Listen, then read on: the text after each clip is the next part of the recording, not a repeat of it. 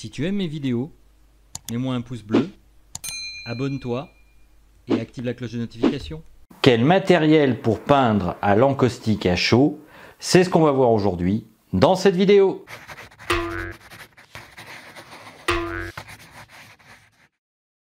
Bonjour et bienvenue sur cette chaîne. Alors je me présente, je m'appelle Philippe du site chatinspire.fr et si vous voulez recevoir des vidéos qui sont en rapport avec la thématique de la peinture et des arts en général, je vous invite à vous abonner, à partager et à liker. Ça me permettra de continuer à vous offrir du contenu gratuit.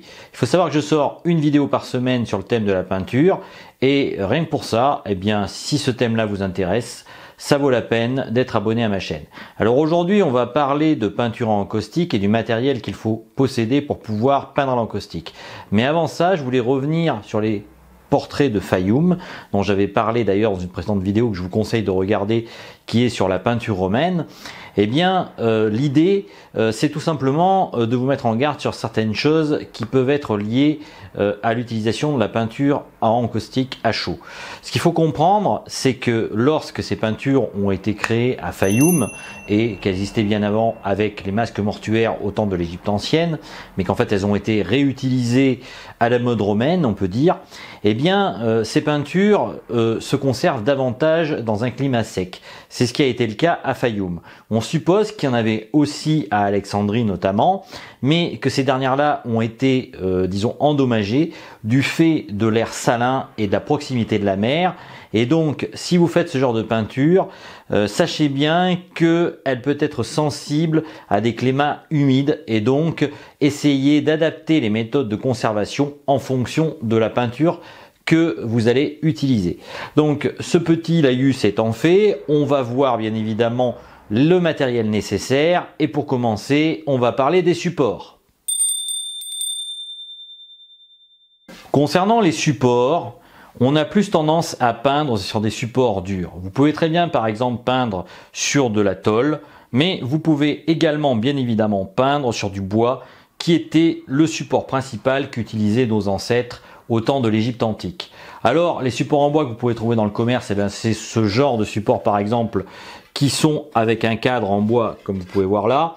Généralement l'épaisseur du contreplaqué est d'environ 5 mm et on le renforce avec des tasseaux. Alors une fois que vous avez ce support, vous pouvez bien entendu le préparer en mettant du gesso dessus, puis vous pouvez mettre directement la cire sur la toile et à ce moment-là commencer votre travail. Il y a aussi la possibilité de peindre bien entendu sur du lin. Toutefois le problème du lin c'est que le support n'étant pas rigide, la cire va avoir tendance à craqueler avec le temps, donc c'est plutôt à éviter, même si nos ancêtres peignaient effectivement sur des bandelettes en cire. On a pu en retrouver notamment à Fayoum. Les médiums. Alors au niveau des médiums, il n'existe qu'un seul style de médium dans la peinture en encaustique à chaud, si l'on peut dire. Après, les parts des composants de ce médium vont varier. On suppose généralement qu'il faut 8 parts de cire d'abeille pour une part de résine de dammar. Alors, si vous avez envie de vous amuser à fabriquer ça, vous pourrez bien entendu trouver les ingrédients dans le commerce.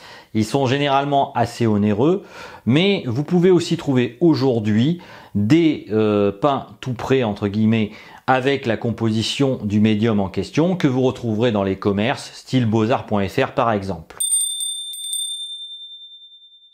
Au niveau des couleurs, bien entendu la différence par rapport au médium, c'est que là on va rajouter du pigment. On y retrouve encore une fois bien entendu la résine de dammar et la cire d'abeille. Et vous pouvez trouver ce genre de produit sur des boutiques style par exemple beauxarts.fr où la fabrication est assez artisanale.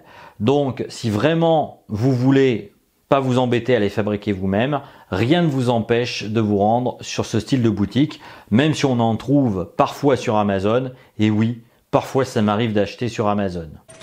Shame! Shame! Et oui, j'ai honte.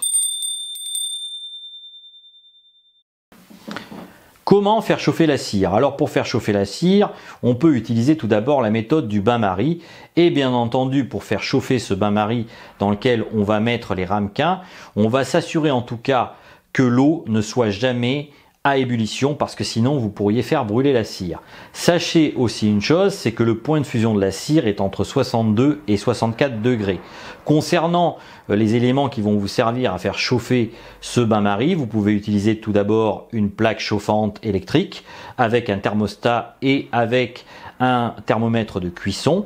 Vous pouvez également utiliser une plancha ou pourquoi pas même un appareil à cire d'épilation. J'ai vu un peintre qui utilisait ça et qui par contre là mettait de la cire d'épilation avec les ramequins à côté.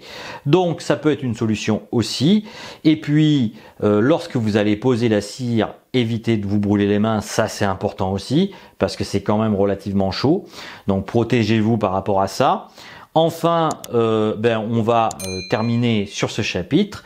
Et puis, comme toujours, si vous le souhaitez, bien évidemment, vous pouvez vous rendre sur mon site chatinspire.fr et télécharger le guide gratuit du peintre débutant. Mais vous pouvez aussi lire un article que j'ai mis en en-tête sur pourquoi j'ai choisi l'huile à l'eau. Vous verrez, vous apprendrez certaines choses. Regardez d'autres vidéos dans mes playlists. En tout cas, je vous dis à bientôt pour une autre vidéo. Ciao, ciao!